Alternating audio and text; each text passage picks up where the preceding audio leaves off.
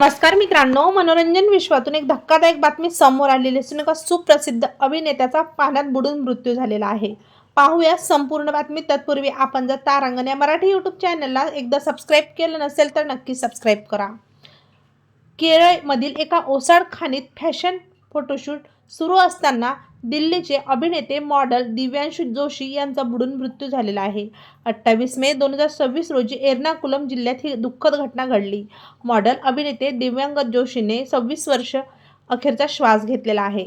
मिळालेल्या माहितीनुसार दिव्यांशू हा केवळ एक मॉडेलच नव्हता, तर तो डिझायनर कार्तिक कुंब्रा यांनी स्थापन केलेल्या कार्तिक रिसर्चच्या हस्तकला आधारित कपड्यांच्या ब्रँडचा दिल्लीतील किरकोळ विक्री केंद्राचे व्यवस्थापनही सांभाळत होता.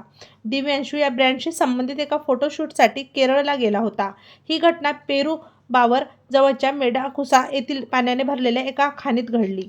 ही खाण गेल्या 2 दशकांहून अधिक काळापासून वापरात नव्हती आणि स्थानिक पातळीवर ती एका धोकादायक जागा म्हणून ओळखली जात होती.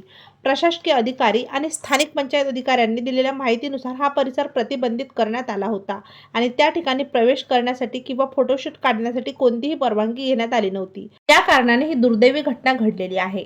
तेव्हा मित्रांनो, आपल्या तारांगण या मराठी यूट्यूब चॅनलतर्फे अभिनेते दिव्यांग जोशी यांना भावपूर्ण श्रद्धांजली.